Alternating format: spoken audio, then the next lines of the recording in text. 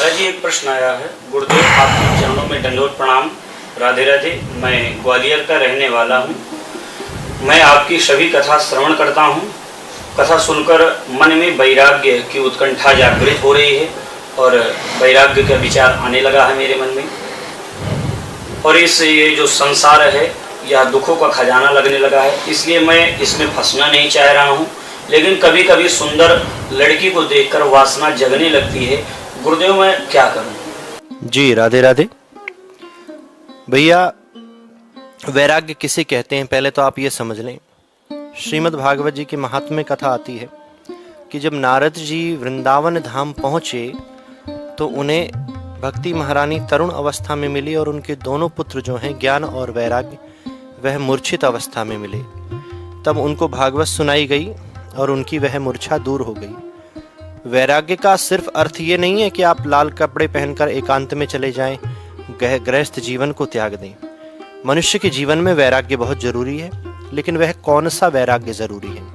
वह वैराग्य यह जरूरी है कि जब आप किसी चीज को देखकर, जैसे आप किसी स्त्री को या किसी कन्या को देखकर आकर्षित होते हैं, जैसा कि आपने अपने प्रश्न में कहा, उस समय आप अपने वैराग्य का उपयोग करें और उस क्षण उस स्थिति में उसका त्याग करें।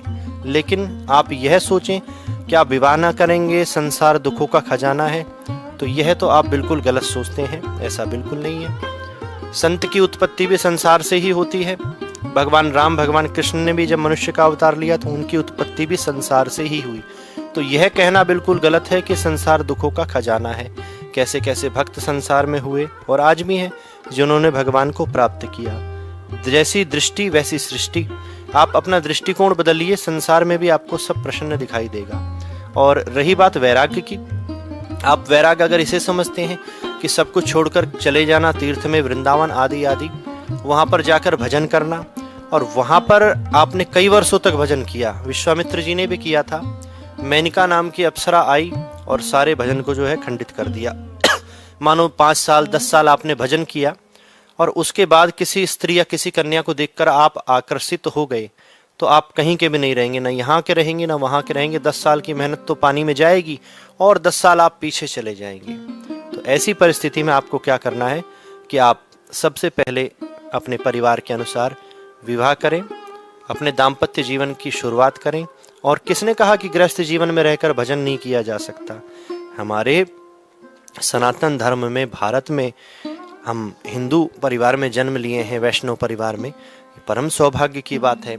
इसमें ऐसा नहीं लिखा कि सिर्फ वैरागी लोग ही या फिर जोगी लोग, संत लोग ही भजन कर सकते हैं, भगवान को पा सकते हैं। गृहस्थ भी पा सकता है।